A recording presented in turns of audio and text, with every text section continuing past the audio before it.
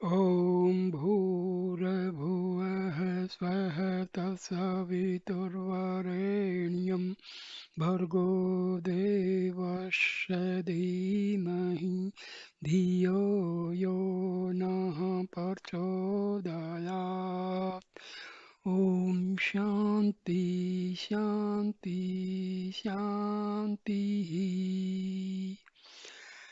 अब नमस्कार दोस्तों, आज मैं आपको महर्षि पिपलाद और उनके शिष्यों के बारे में बताऊंगा। ये जो क्वेश्चन आंसर का जो सिलसिला है, ये प्रश्नोपनिषद से लिया गया है। 6 ऋषि पुत्रों को कुछ संदेह उत्पन्न हुआ, कुछ जिज्ञासा उत्पन्न हुई। उन्होंने जो है अपने जिज्ञासाओं और शंकाओं को जो है दूर करने के लिए महर्षि पिपलाद के पास जाने का निश्चय किया। और एक एक ऋषि कुमार ने महर्षि पिपलाद से एक एक जो है प्रश्न पूछा और महर्षि ने उनका जो शंका समाधान था वो किया। लेकिन शुरू में महर्षि पिपलाद ने उनको सही पात्र होने के लिए 1 साल तक तपस्या और सात्विक प्रवृत्ति पैदा करने के लिए कहा। ऋषि कुमारों ने उनकी आज्ञा का पालन किया और फिर आगे जो हुआ वो अब मैं इस संवाद से शुरू करता हूँ। सुनिए। भारद्वाज ऋषि का पुत्र सुकेशा, शिवी का पुत्र सत्यकाम, शौर्य का पुत्र गार्ग्य, अश्वल का पुत्र कौशल्य, भृगु का पुत्र विदर्भी और दूसरा छठा जो है ऋषि पुत्र कवंदी। ये सब ब्रह्म प्राप्ति के लिए तत्पर और उत्सुक थे। उन सब ने मिलकर निश्चय किया कि परम आदरणीय पिपलाद ऋषि के पास जाकर ब्रह्म ज्ञान प्राप्त किया जाए। इस विचार से वे सब हाथों में समीधा पुष्प आदि लिए उनके पास पहुँचे। वह भेंट पिपलाद मुनि के चरणों में अर्पित करके अत्यंत श्रद्धा तथा विनय के साथ प्रणाम करते हुए वे लोग बोले, हे पूज्यवर, हमें ब्रह्म विद्या से परिचित कीजिए। पिपलाद ऋषि ने उन लोगों से कहा, तुम लोग तपस्वी अवश्य हो, तथापि अभी तुम लोगों को और 1 वर्ष तक कठोर ब्रह्मचर्य धारण करके मेरे साथ रहकर पूर्ण आस्तिक भाव प्राप्त करना होगा। उसके बाद तुम लोग जो जो प्रश्न करोगे उन सब का उत्तर मैं स्पष्ट रूप से दे दूंगा। इन लोगों के जो प्रश्न थे वो एक जीवन क्या है, किस प्रकार जो है जीवात्मा आती है, और मतलब सिंपल जो लाइफ प्रोसेस है उससे लेकर के आखिर पर ब्रह्म परमेश्वर तक का जो है उनका शंका समाधान था। तो अब जो है शुरू करते हैं उनकी क्वेश्चन क्या क्या थे। उन लोगों ने पिपलाद ऋषि की आज्ञा का पालन अत्यंत श्रद्धा के साथ किया। 1 वर्ष तक उन सब ने पूर्ण ब्रह्मचर्य का पालन करके अपने मन में संशय रहित आस्तिकता की ओर ले जाने की पूरी साधना की। उसके बाद कत्य के पुत्र कबंधी ने मुनि के पास आकर यह प्रश्न किया, भगवान, दया करके यह बताइए कि इस समस्त जगत के प्राणी कहाँ से जन्म लेते हैं। अब पिपलाद मुनि ने जो उत्तर दिया है वो सुनिए। वो क्या कहते हैं, प्राणियों को रचने की इच्छा से प्रजापति ब्रह्मा ने तप किया, अर्थात पूर्ण रूप से अपने चित्त को जागृत किया। फिर उसके बाद उन्होंने अन्न और प्राण के जोड़े की उत्पत्ति की, इस उद्देश्य से कि वे दोनों एक प्रकार की प्रजा को उत्पन्न करेंगे। इन दोनों में सूर्य ही प्राण रूप अग्नि है और अन्न ही चंद्रमा है। जिस समय सूर्य उदय होकर पूर्व दिशा में आता है, उस समय वह अपना प्रकाश फैलाकर पूर्व दिशा के सब प्राणियों को अपनी किरणों से छा देता है। और उसी प्रकार जब दक्षिणा में, पश्चिम में और उत्तर में, ऊपर, नीचे और बीच में सर्वत्र अपने प्रकाश को फैलाता है, तो उन सब स्थानों के प्राणियों को अपनी किरणों से छा देता है। इस प्रकार वह सर्वव्यापी आत्मा का ही स्वरूप है। वह विश्व रूप है, अनंत किरणों वाला है, ज्ञानवान है, सब प्राणियों का आश्रय रूप है, समस्त जगत का चक्षु रूप है और अनंत प्रकार के प्राणियों का प्राण स्वरूप है। संवत्सर ही प्रजापति ब्रह्म हैं। उत्तरायण और दक्षिणायन उन उसके दो मार्ग हैं। जो लोग अपनी सांसारिक आकांक्षा की पूर्ति के लिए धन, पुत्र और भोगादि की कामना से कर्म करते हैं, वह दक्षिण मार्ग को जाते हैं। यह पितृ मार्ग है। वे लोग चंद्र लोक को पाते हैं और बार बार जन्म लेते रहते हैं। पर जो लोग तप, ब्रह्मचर्य, श्रद्धा और ज्ञान के द्वारा आत्म स्वरूप की खोज करते हैं और प्राण रूप सूर्य का सच्चा स्वरूप जान लेते हैं, वे उत्तर मार्ग से जाकर सूर्य लोक को पाते हैं। यह सूर्य लोक सब प्राणों का अमर आश्रय है। जो लोग इसे एक बार प्राप्त कर लेते हैं, वे फिर कभी लौटकर नहीं आते। यह जन्म मरण के चक्र को रोकता है, इसलिए इसे निरोध भी कहते हैं। जो लोग केवल काल का ज्ञान रखते हैं, वे कहते हैं कि 5 ऋतुएं, हेमंत और शिशिर को एक मानकर इस सूर्य के 5 चरण हैं। 12 मास उसके 12 अव्यय हैं।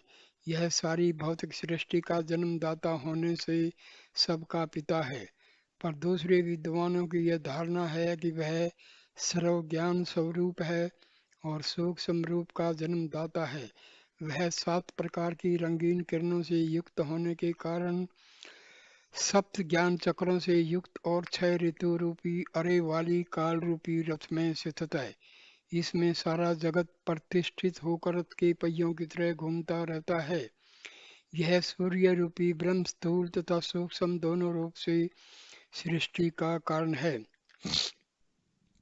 उसके बाद उन सर्व ज्ञान संपन्न पिपनाद मुनि से भृगुपुत्र वैदर्भी ने पूछा, हे भगवन, आकाश आदि पंच महाभूत, चक्षु आदि 5 ज्ञानेंद्रिय, वाणी आदि 5 कर्मेंद्रिय, मन और प्राण, इन तत्वों के कितने देवता प्राणी के शरीर को धारण करते हैं?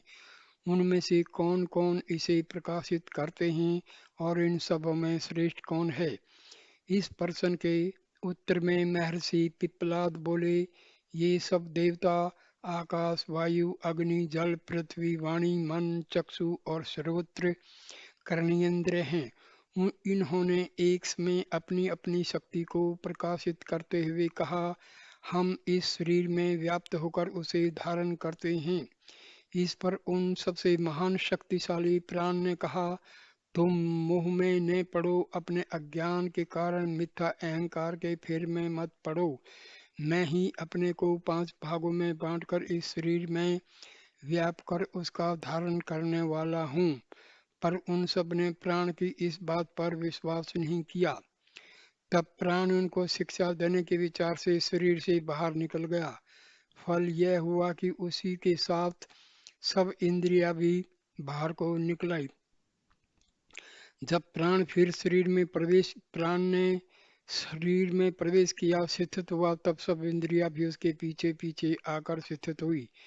जिस प्रकार मधुमक्खियों का राजा रानी जब छत्ते को छोड़कर ऊपर को उड़ता है, तो सब मधुमक्खियां भी उसके पीछे पीछे उड़ने लगती हैं, और जब वह बैठ जाता है तो वे भी बैठ जाती हैं। उसी प्रकार सब इंद्रियों की भी वही दिशा हुई। वे समझ गई कि प्राण का क्या महत्व है, उसकी स्तुति करने लगे। प्राण के 5 मुख्य भाग हैं: प्राण, व्यान, उदान, अपान, समान और 5 उपभाग हैं।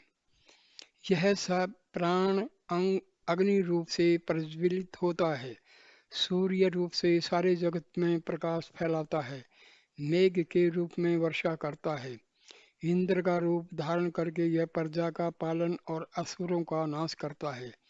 यह 7 प्रकार के वायु के रूप में सृष्टि चक्र को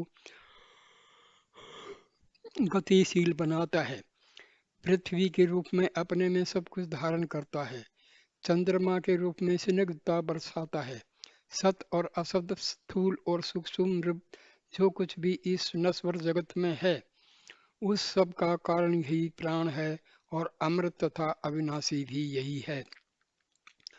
रथ के पहिया की नाभि में जिस प्रकार आरे स्थित होते हैं, उसी प्रकार से इस प्राण में समस्त जगत स्थित है। ऋग्वेद, यजुर्वेद और सामवेद में जो ज्ञान है वह सब इसी प्राण के ही आधार पर प्रतिष्ठित है और समस्त कर्म कांड रूप यज्ञ और ब्राह्मण तथा अक्षत्रिय के रूप में उन कर्मों का कर्ता यही है। यह जानकर सब इंद्रियां इस प्रकार उसकी स्तुति करने लगी। हे प्राण, तू ही सृष्टिकर्ता प्रजापति का विराट रूप है, तू ही माता पिता की संतान को जन्म देने वाली शक्ति है, तू ही संतान के रूप में माता पिता का प्रतिबिंब बनकर उत्पन्न होता है, तू ही चक्षु आदि इंद्रियों के साथ प्राणी के शरीर में स्थित रहता है। उन सब की शक्ति का कारण तू ही है और सारा दृश्य और भोग्य जगत वास्तव में तेरे ही लिए भेंट स्वरूप है और तेरे ही भोग के लिए है। हे प्राण तू मेरा हे प्राण, तू परम श्रेष्ठ है, तू देवताओं के पास होम किए हुए पदार्थ को पहुंचाने वाला है। श्राद्ध में पितरों के उद्देश्य से जो अन्न दिया जाता है उसे पितरों के निकट पहुंचाने वाला भी तू ही है। चक्षु आदि इंद्रियों कर्म की शक्ति तू ही है और उनका देहादि को धारण करने का मूल आधार भी तू ही है। ऋषियों के सत्य आचरण का मूल कारण भी तू ही है। हे प्राण, इंद्र भी तू ही है, अपने प्रलयंकर तेज से जगत का विनाश करने वाला रुद्र भी तू ही है। स्थिति काल में सृष्टि का पालन करने वाला विष्णु भी तू ही है। समस्त अंतरिक्ष और आकाश में व्याप्त होने और विचरण करने वाला भी तू ही है और समस्त ज्योतियों का स्वामी सूर्य भी तू ही है। हे प्राण, जब तू मेघ होकर बरसता है उसमें तेरे द्वारा रचा गया समस्त प्राणी जगत आनंदित होता है। हे प्राण, तू समस्त संस्कारों से रहित स्वभाव से ही शुद्ध और निर्लिप्त है। तू एक ऋषि नामक अग्नि के रूप में सब प्रकार के होम पदार्थों जो कि भोग्य वस्तु हैं का भोगता है और संपूर्ण जगत का पति है। तू ही वायु है और सबका पिता भी है। हे प्राण, तेरी जो मूल शक्ति वाणी में स्थित है या चक्षु अथवा कर्णेंद्रिय में प्रतिष्ठित है या मन में व्याप्त है, उसे शांत भाव से शिथिल रखने की कृपा कर, उसे बाहर निकाल कर न बिखेर। इसी में जगत का कल्याण है। हे प्राण, इस भूलोक में जो कुछ भी भोग्य सामग्री है, स्वर्गलोक में भी देवों के भोग के जो कुछ साधन हैं, वे सब तुम्हारे वश में हैं। हे प्राण, माता जैसे पुत्रों की रक्षा करती है वैसे ही तुम हमारी रक्षा करो। हमारी बुद्धि को तुम निरंतर बढ़ाते जाओ और समृद्धि भी बढ़ाओ। इस प्रकार प्राण की स्तुति करते हुए इंद्रियों ने जाना कि प्राण की क्या महत्ता है। उसके बाद अश्वल के पुत्र कौशल्य ऋषि ने पिपलादी मुनि से प्रश्न किया, हे भगवान, यह प्राण कैसे और कहाँ से उत्पन्न होता है और इस शरीर में किस प्रकार प्रवेश करता है? अपने आप को विभक्त करके यह किस प्रकार स्थित रहता है? किस प्रकार शरीर से बाहर निकलता है और किस उपाय से ये बाहरी पार्थिव विषयों को और भीतरी आध्यात्मिक विषयों को धारण करता है? पिपलाद मुनि ने उत्तर देते हुए कहा, सौम्य, प्राण के विषय में तू अत्यंत कठिन प्रश्नों को पूछ रहा है। फिर भी तू चूंकि ब्रह्म विचार में तल्लीन है, इसलिए मैं तुझे बताता हूँ, सुनो। इस प्राण की उत्पत्ति आत्मा से होती है। जैसे मनुष्य के पीछे उसकी छाया लगी रहती है, उसी प्रकार आत्मा के शेष प्राण रूपी छाया लगी रहती है। यह मन के संकल्प से कामना में और कामना से शरीर में प्रवेश करता है। जैसे कोई सम्राट अपने अधीन छोटे मोटे राजाओं को यह कहकर नियुक्त करता है कि तुम अमुक स्थान में इतने ग्रामों का शासन करो और अमुक स्थान में उतने ग्रामों पर अधिकार कर लो, उसी प्रकार यह प्राण इंद्रिय रूप दूसरे प्राणों को भी अपने अपने अक्षेत्र पर विशेष विशेष प्रकार के काम करने के लिए नियुक्त करता है। यह प्राण मनुष्य शरीर के निचले भागों में अपान वायु की स्थापना करता है। अपने आप मुख और नाक से छेदों से निकलकर आंखों और कानों में प्रवेश करता है। बीच में समान वायु को प्रतिष्ठित करता है, जो पेट की आग में हवन लिए हुए अन्न को समान रूप से सारे शरीर में पहुंचाता है। पेट की इस आग में अन्न का हवन होने से उससे 7 ज्योतिर्मयी लपटें निकलती हैं, जो 2 आंखें, 2 कान, नाक के 2 छिद्र और एक मुख, इन सब को अपने अपने कर्तव्य कर्म का प्रकाश दिखाती रहती हैं। यह आत्मा निश्चित रूप से हृदय में स्थित है। इस हृदय से 101 नाड़ियां जुड़ी हुई हैं। उन नाड़ियों में से प्रत्येक के साथ 100 शाखा नाड़ियां जुड़ी हुई हैं, और फिर उनमें से प्रत्येक के साथ भी और शाखा नाड़ियां जुड़ी रहती हैं।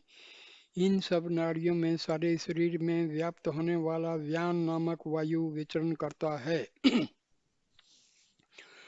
उनमें से एक नाड़ी सुषुम्ना ऊपर को गई है, उससे होकर उदान वायु ऊपर को जाता है और जीव को पुण्य कर्मों द्वारा पुण्य लोक, देवलोक, पाप क्रम द्वारा पाप लोक और पाप पुण्य दोनों के सम्मिश्रण से मनुष्य को लोक जाता है। ये हृदय की जो बात कही है, ये स्पिरिचुअल हार्ट है, आध्यात्मिक हृदय है। और जो सुषुम्ना नाड़ी है, इसके साथ 2 नाड़ियां और हैं, ईडा और पिंगला। ये इसके दोनों साइड में हैं, लेफ्ट साइड और राइट साइड में। सुषुम्ना जो नाड़ी है वो हमारी सबसे मुख्य नाड़ी है। इसी से कुंडलिनी जागरण जो है जब होता है, तो कुंडलिनी इसी सुषुम्ना के द्वारा मूलाधार चक्कर से सहस्रार चक्कर ब्रह्मरंध्र तक जो है पहुंचती है। तो ये जो नाड़ियां हैं, ज़्यादातर इंसान का जो अ, सात्विक, राजसिक और तामसिक जो नेचर है उसके ऊपर डिपेंड करता है। जब इंसान का नेचर सात्विक हो जाता है, तो ये जो सुषुम्ना नाड़ी ये शुद्ध हो जाती है, और इसमें से कुंडलिनी शक्ति का जो विचरण है, आवागमन है, वो सुगमता से हो जाता है। और भी बहुत सारी नाड़ियां हैं, जैसे अमृत नाड़ी है, ब्रह्म नाड़ी है, हाँ? तो ये नाड़ियों का बहुत महत्व है। ये सारी जो चीजें हैं योग में आती हैं। यह तो हुई मनुष्य के भीतर विराजने वाले प्राण की बात। अब प्राण के उस रूप का उल्लेख किया जाता है जिससे वह बाह्य जगत में विचरता है। सूर्य है, सूर्य ही वह प्राण है जो चक्षु में स्थित प्राण के प्रति अनुग्रह करता हुआ उदित होता है। पृथ्वी के भीतर जो देवता निहित है वह अपान वायु के वश में किए हुए है। मध्य में जो आकाश है वह समान वायु को अपनाए हुए है, और आकाश के भी ऊपर जो वायु व्याप्त है वह व्यान है। चारों ओर फैला हुआ तेज उदान है। इस कारण जिस मनुष्य का तेज शांत हो जाता है, वह मन में समाई हुई इंद्रियों के साथ दूसरा शरीर धारण करता है। मृत्यु के समय जीव की चित्तवृत्ति जैसी होती है, उसी के अनुसार वह प्राण को प्राप्त करता है। प्राण तेज से युक्त होकर जीवात्मा को उसी लोक में पहुंचा देता है जो उसके मन के भावों के उपयुक्त है। जो ज्ञानी पुरुष प्राण की इस विशेषता को जान जाता है उसकी संतान विनाश को प्राप्त नहीं होती और वह अमर हो जाता है। यह जानकर कि प्राण की उत्पत्ति कहाँ से और कैसे होती है, शरीर में उसका आगमन कैसे होता है, उसकी स्थिति क्या है, उसकी महत्ता और प्रभुता का स्वरूप क्या है, उसके 5 प्रकार के वृत्ति भेद की विशेषताएं क्या हैं तथा कौन आध्यात्मिक तत्व उसमें निहित है, साधक अमरता को प्राप्त होता है। उसके पश्चात सौर्य के पुत्र गार्ग ने पिपलाद ऋषि से प्रश्न किया, हे भगवान, इस जीव के शरीर में कौन कौन इंद्रियां होती हैं, कौन जागती रहती हैं और कौन सी स्वप्न देखती हैं, कौन इन सब अनुभूतियों से होने वाले सुख को भोगता है और ये सब किसमें जाकर लीन होते हैं। पिपलादी ऋषि ने उत्तर दिया, जैसे सूर्य के अस्त होने पर उसकी सब किरणें इस तेजो मंडल सूर्य में ही प्रवेश करके एक रूप हो जाती हैं और फिर सूर्य के उदय के समय फिर वे सब किरणें उस तेजो मंडल में से निकल कर अपना प्रकाश बाहर बिखेरने लगती हैं। उसी प्रकार सब विषय और इंद्रियां जब अपने से श्रेष्ठ सत्ता वाले मन में लीन होकर एक रूप हो जाती हैं और फिर जीव न कुछ देखता है, न सूंघता है, न स्वाद लेता है, न छूता है, न बोलता है, न कोई क्रिया करता है, तो उस अवस्था को उसके सोने की अवस्था कहते हैं। उस समय इस शरीर रूपी नगर में केवल जीवन यज्ञ की प्राणाग्नियां 5 प्रकार के वायु जागती रहती हैं। उनमें अपान गार्हपत्य नाम की अग्नि है, व्यान दक्षिणाग्नि है और प्राण आहवनीय नाम की अग्नि है। समान वायु श्वास प्रवास की गति को समान रूप से भीतर खींचने और बाहर ले जाने वाला है। मन उस यज्ञ का यजमान है क्योंकि मूल में वही सब कर्मों को करने वाला और उनके फलों को भोगने वाला है।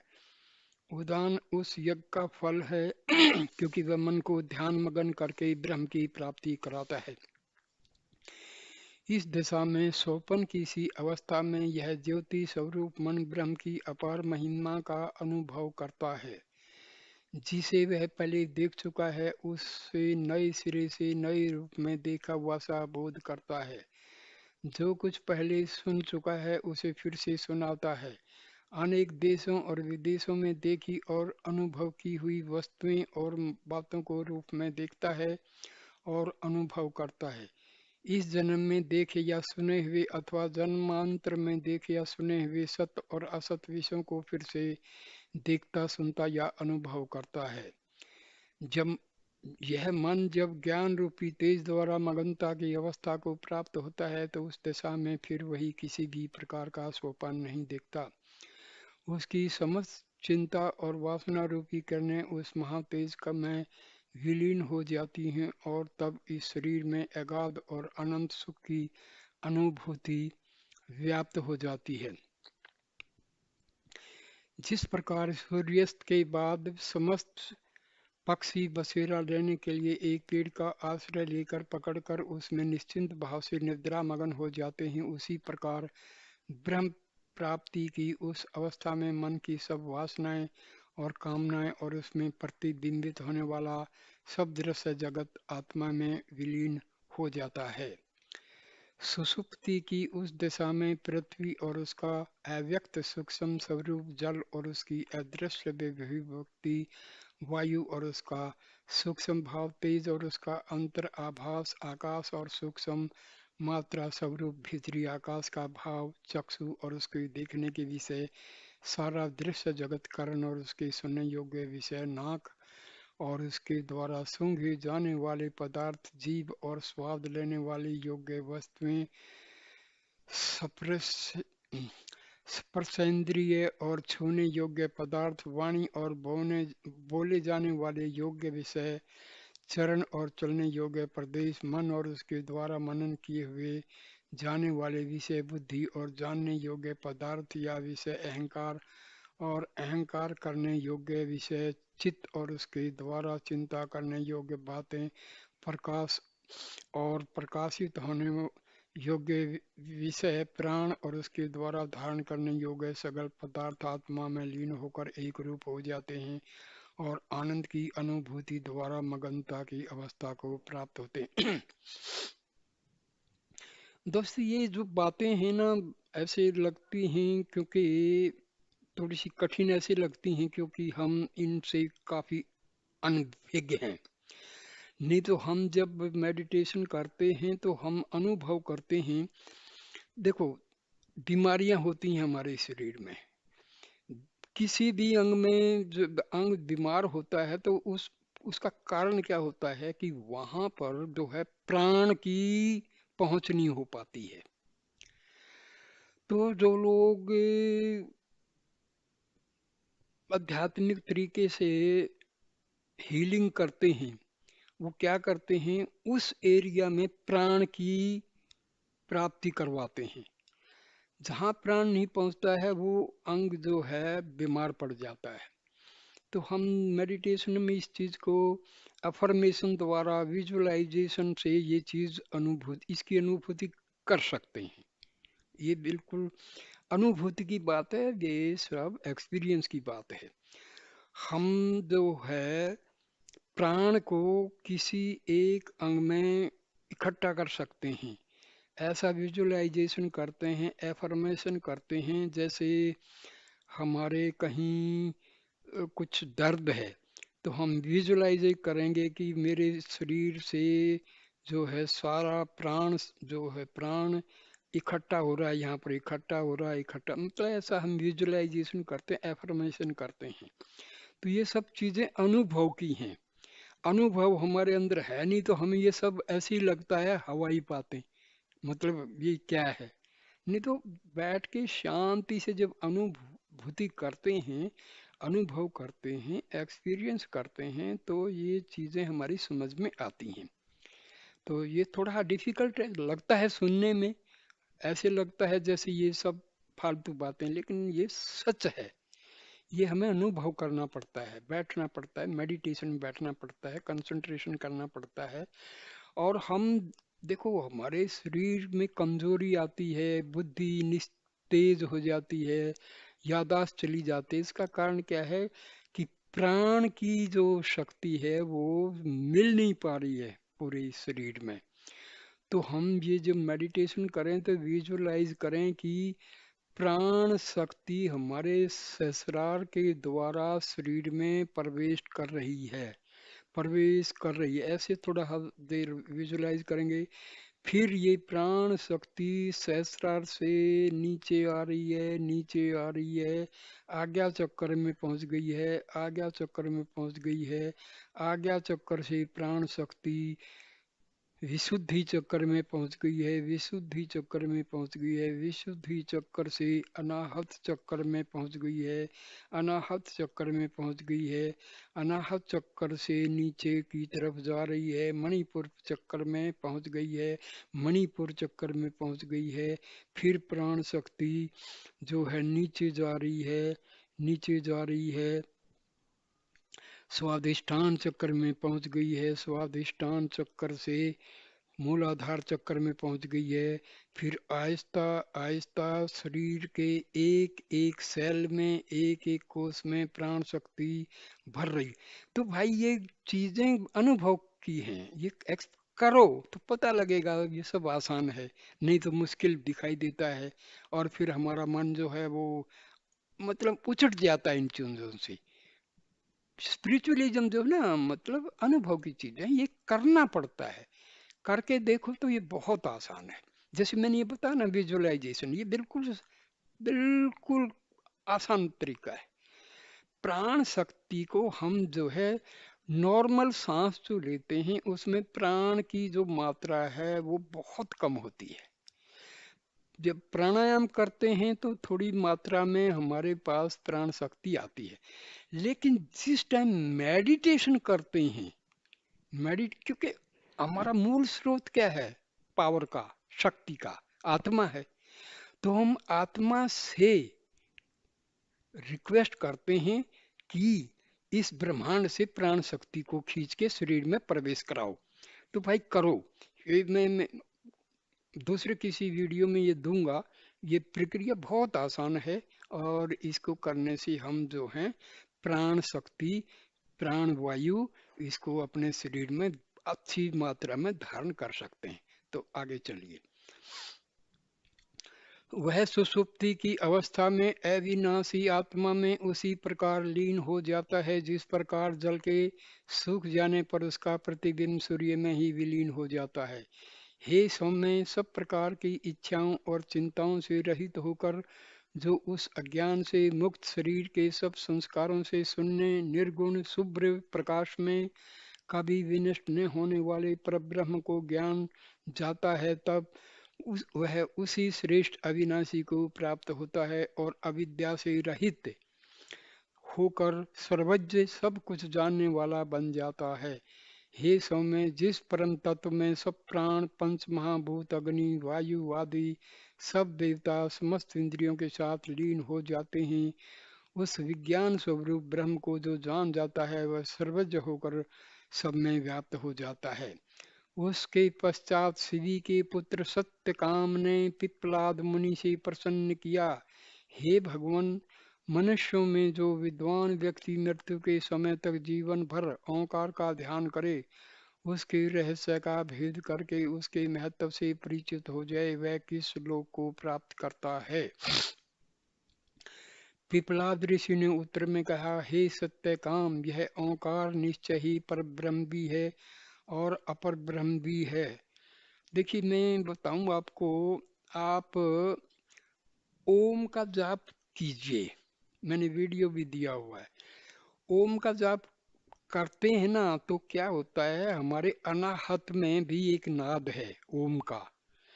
जब हम जिह्वा के द्वारा ओमकार का जाप करते हैं तो सिंक्रनाइजेशन हो जाता है हमारे द्वारा जो जाप है उसका, और अंदर से नेचुरल रूप में जो अनाहद नाद है दोनों का सिंक्रनाइजेशन हो जाता है। और इससे हमारे शरीर में जो है बहुत ही सात्विक प्रवृत्तियां और आध्यात्मिक आनंद शुरू हो जाता है। ये करके देखने की बात है। ओम का जाप कैसे किया जाता है? 10 5 सेकंड, 6 सेकंड, 10 सेकंड, जैसा जिसकी शरीर की अवस्था है। पहले थोड़ा सा ऊंची आवाज में मुंह खोल के किया जाता है, फिर होठों को बंद करके किया जाता है। तो इससे क्या है, हमारा अंदर जो नेचुरल अनाहत चक्कर से नाद निकलता है वो और ये दोनों मिल करके सिंक्रनाइजेशन हो जाता है। इससे एनर्जी पैदा होती है, पॉजिटिव एनर्जी पैदा होती है और सारे शरीर में सारे कोषों में फैल जाती है और बाहर से भी प्राणवायु का प्रवेश होता है। तो ये सब क्रियाएं करने की है, केवल पढ़ने से सुनने से तो कुछ होना नहीं है। We have to do something, करना है, करने की चीज है। अध्यात्मवाद जो है ना, सिर्फ सुनने से काम नहीं चलता है, ये करने का है। करने से ही पता लगता है कि ये जो मैं बता रहा हूँ ये है क्या, नहीं तो सिर्फ कहानी नजर आती है। तो पिपलाद ऋषि ने उत्तर में कहा, हे सत्य काम, यह ओंकार निश्चय ही पर ब्रह्म भी है और अपर ब्रह्म भी है, अर्थात जो अनादि और अविनाशी ब्रह्म सृष्टि और प्रलय दोनों अवस्थाओं में सब समय समान रूप से जगत में व्याप्त रहता है। वह अजर अमर परम पुरुष का प्रतीक भी यही ओंकार है और उस परम तत्व से उत्पन्न प्राण तत्व भी वही है। इस ओंकार द्वारा ब्रह्म के इन दोनों रूपों का ध्यान होता है। ध्यानी पुरुष अपने ध्यान के स्वरूप के अनुसार इन दोनों में से एक को प्राप्त होता है। देखिए, कोई भी गुरु जो कहते हैं गुरु, कोई भी आपको कोई शक्ति प्रदान कर नहीं सकता है, रास्ता बता सकता है, करना आपको है। जो भी कुछ करना है वो स्वयं को करना है, दूसरा कोई कुछ नहीं कर सकता। इवन परमात्मा भी आकर के वो कृपा दृष्टि से आपको उस रास्ते में लगा सकता है, थोड़ी मतलब एक रास्ता दिखाया जा सकता है, लेकिन करना फिर भी आपको ही है। ये ध्यान देने की बात। वह यदि इस ओंकार की केवल एक मात्रा का ध्यान करे, अर्थात यदि वह केवल उसके प्रारंभिक स्वरूप का ध्यान करे, तो वह ऋग्वेद के मंत्रों से पुनर्जीवित होकर फिर नए सिरे से इस पृथ्वी पर मनुष्य योनि में जन्म लेता है और अपने पूर्व जन्म में अर्जित ज्ञान की खोज की संस्कार द्वारा प्रेरित होकर तपस्या करता है और ब्रह्मचर्य भी धारण करके श्रद्धा से युक्त होकर ब्रह्म की महिमा का देखिए, हमारी जो आत्मा है जिसको हम उसका हिस्सा कहते हैं चित्त, चित्त में वेदों का शास्त्रों का सारा ज्ञान संग्रहित है। जैसे जैसे हमारी मेडिटेशन बढ़ती जाएगी ये ज्ञान अपने आप फूटना शुरू हो जाएगा, पूरा एक्सपोज होना शुरू हो जाएगा। ऋषियों ने वेद कैसे लिखे थे? उन्होंने तपस्या की, उन्होंने मेडिटेशन किया और फिर जो है स्वतः ये ज्ञान उनके हृदय में उत्पन्न हुआ है। तो ये हम भी कर सकते हैं। देखो ये ध्यान देना है, जब ऋषियों ने किया, योगियों ने किया, सिद्धों ने किया, तो भई आत्मा हमारे पास भी वही है, तो हम भी कर सकते हैं। ये ध्यान देने, ये उम्मीद रखो, when they could do we can equally do the same thing, मतलब हम भी कर सकते हैं। ये दृढ़ निश्चय जब हमारे अंदर हो जाएगा, विश्वास पैदा हो जाएगा, वी आर कन्विंस्ड, फिर कोई समस्या नहीं है। लेकिन मुश्किल ये है कि हम करते नहीं हैं, हम बस आलस्य में रहते हैं। कोई आएगा कुछ हो जाएगा, कुछ नहीं होगा भाई, करना पड़ेगा। और यदि वह ओंकार की दो मात्राओं का ध्यान करे, अर्थात उसकी आदि रूप और मध्य रूप के महत्व को समझने के प्रयत्न में जुट जाए, तो वह यजुर्वेद के मंत्रों का ज्ञान प्राप्त करके चंद्रलोक में पहुंचता है और वहां दिव्यानुभूति प्राप्त करके फिर दिव्य लोक में चला जाता है और अपने पूर्व जन्मार्जित ज्ञान को और आगे बढ़ाने के लिए फिर साधना में रत हो जाता है। ज्यों-ज्यों आपकी मेडिटेशन जो है प्रोग्रेस में चली जाएगी, तो आपको पिछले हजारों हजारों साल पुराने दृश्य नजर में आएंगे। महाभारत, राम कृष्ण और पुराने जमाने की चीजें स्पष्ट आपको, आपके जो तीसरी आंख जिसको बोलते हैं आज्ञा चक्र माथे में, ये सब दिखाई देता है भाई। ये सच है, ये सच है, 100% सच है। ये बिल्कुल ऐसा सत्य है जिसकी मतलब कोई गुंजाइश ही नहीं है शक करने की। लेकिन बैठो तो सही।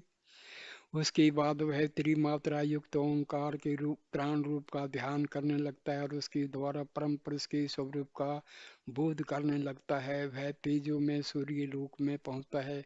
उसके बाद जैसे सांप अपनी कैंचुली बदलकर नया रूप धारण करता है, उसी प्रकार वह ध्यानी निश्चय ही समस्त पापों से मुक्त होकर सामवेद की मंत्रों द्वारा ब्रह्मलोक में प्रवेश पाता है। वहां पहुंचकर वह सकल जीवों के शरीरों में व्याप्त परम पुरुष के दर्शन। देखिए ये जो बात हो रही है ना, ये नहीं कि आप शरीर के साथ कोई ब्रह्मलोक पहुंच रहे हैं, गोलोक पहुंच, नहीं नहीं नहीं, ये मेडिटेशन में ही सारे दर्शन होते हैं। आपको शरीर से जाने की कोई बात नहीं है, क्योंकि मैंने पहले भी बोला था, कल एक वीडियो दिया था कि जो ब्रह्मांड में है वही हमारे पिंड में है। जो कुछ घटना हो रही है पूरे यूनिवर्स में, वही हमारे शरीर में भी वही चीजें हैं। तो ये ध्यान देने की बात है।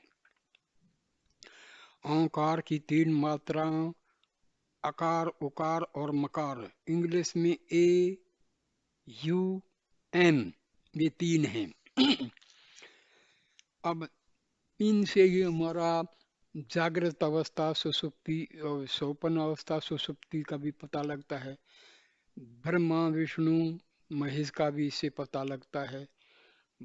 भू वर्तमान काल, भविष्य काल और भूतकालीन, ये सब मतलब ओम के जो 3 हिस्से हैं, उनसे अलग अलग चीजें हमें मालूम पड़ती हैं। उसी तरह से ओम की तीनों जो मात्राएं हैं, उनसे सात्विक, तामसिक और राजस का भी पता लगता है। तो उपासक जन्म मृत्यु के बार बार लौटने वाले चक्र से मुक्त नहीं हो सकता। पर यदि इन 3 मात्राओं को जागृत, स्वप्न और सुषुप्ति की 3 अवस्थाओं और बाहरी भीतरी तथा मध्य की क्रियाओं से परस्पर संबंधित प्रतीकों के रूप में जानकर उनका चिंतन किया जाए तो उनके सम्मिलित रूप ओंकार का ज्ञाता परम पद को प्राप्त होता है। वह ध्यानी ऋग्वेद के मंत्रों द्वारा इसी लोक को प्राप्त, देखो ये ध्यान ध्यान ध्यान बार बार शब्द आ रहा है ना, ये मेडिटेशन के बारे में है। यजुर्वेद द्वारा अंतरिक्ष के लोक का ज्ञान प्राप्त करता है और सामवेद द्वारा उस लोक की प्राप्ति करता है जिसे केवल ज्ञानी लोग ही जानते हैं। वह शांत अजर अमर भय रहित परम तत्व से परिचित होकर स्वयं भी अमरत्व प्राप्त करता है। हमारी आत्मा जो है वो अजन्मा अजर अमर है, सर्वव्यापी है, सर्वंतर्यामी है, सर्वज्ञाता है, सब कुछ मालूम है। हाँ?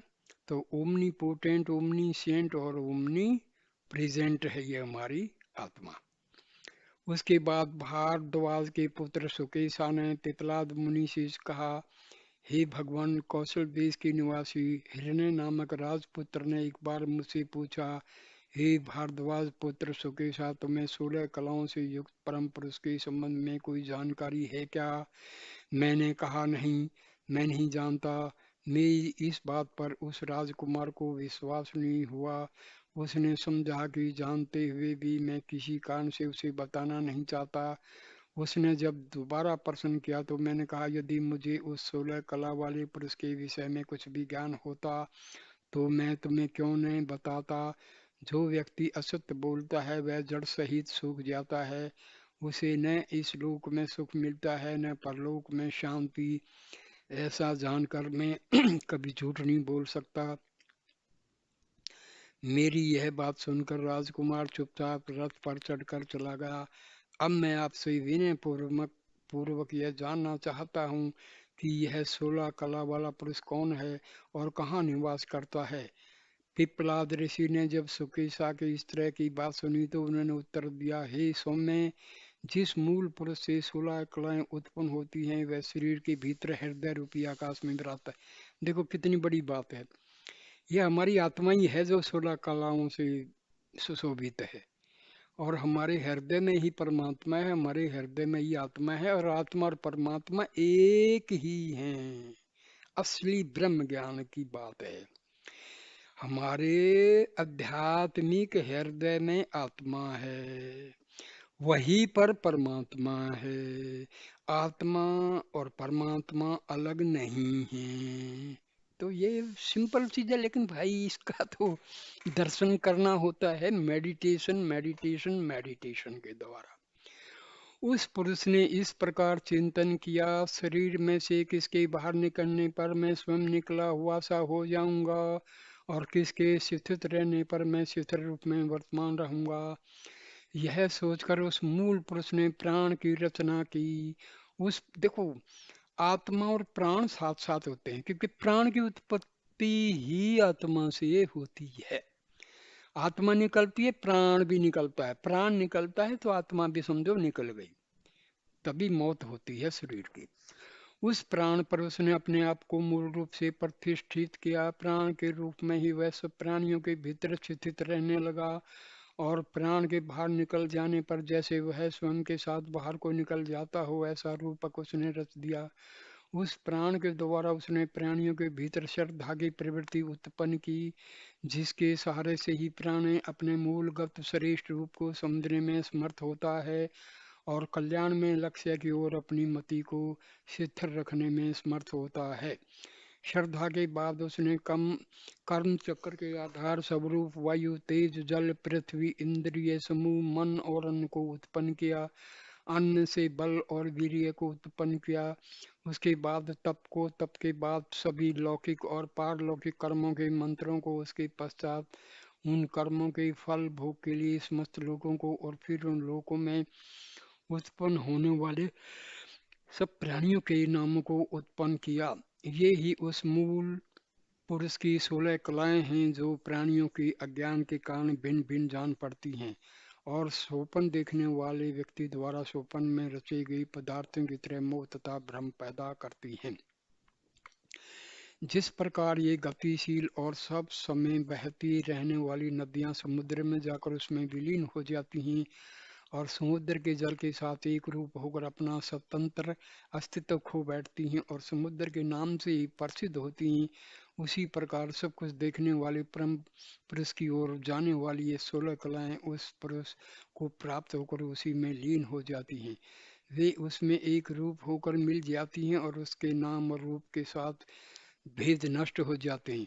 उसी अवस्था में यह नहीं कहा जाता कि ये 16 कलाएं भिन्न भिन्न हैं, बल्कि वे सब भी परम पुरुष के नाम से ही प्रसिद्ध हो जाती हैं।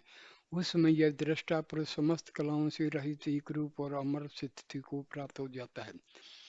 रथ के पहिया की नाभि से जिस प्रकार आरे तिरछे काठ जुड़े रहते हैं, उसी प्रकार समस्त 16 कलाएं, सारा विश्व प्रपंच उसी पुरुष के मूल केंद्र से जुड़ा रहता है। जो व्यक्ति इस रूप में उस अमर पुरुष को जानता है, उसे मृत्यु पीड़ा नहीं पहुंचा सकती। मैं इस पर ब्रह्म को इस रूप में जानता हूँ, मेरी जान में से इससे श्रेष्ठ दूसरा कुछ भी नहीं है। पिप्पलाद ऋषि का इस प्रकार का उपदेश सुनकर 6 शिष्यों ने उनकी आराधना की और फिर बोले, आप निश्चय ही हम लोगों के पिता स्वरूप हैं। आपने अविद्या के पर्दे को हमारी अज्ञान पूर्ण आंखों के आगे से हटकर परब्रह्म के निश्चित स्वरूप से हमें परिचित करा दिया है। आप जैसे परम ऋषियों के प्रति हमारा बारंबार नमस्कार है। ये जो 6 प्रश्नों का उत्तर है, ये पूरा का पूरा प्रश्नोपनिषद है। ये संक्षिप्त में बताया गया है। तो मैं आगे जो है जब उपनिषदों का एक्चुअल वीडियो बनाऊंगा, तो उस टाइम प्रश्नोपनिषद में इनका और विस्तृत रूप में जो है एक्सप्लेनेशन होगा। तो नमस्कार दोस्तों, आप कृपा करके मेरे वीडियोस को ज़रूर लाइक कीजिए, शेयर कीजिए, कमेंट कीजिए, प्रश्न पूछिए और चैनल को सब्सक्राइब ज़रूर करिए, क्योंकि ये जो ज्ञान है ये बहुत ही ज़रूरी है। हमारा हिंदू धर्म के बढ़ाने के लिए बहुत ही ज़रूरी है। हम सब भूल गए हैं, हम पाश्चात्य सभ्यता में इतने जो है मगन हो गए हैं कि हमने अपने मूल जो हमारी मूल शक्ति है, मूल स्रोत है ज्ञान का, उसको भुला बैठे हैं। तो भाई थोड़ा थोड़ा करके कृपा करके आप लोग मेडिटेशन शुरू कर दीजिए। इससे आपको आनंद आना शुरू हो जाएगा। कुछ भी मुश्किल नहीं है, थोड़ा टाइम निकालिए, ये बहुत ही ज़रूरी है। नमस्कार। ओम शांति शांति शांति ही।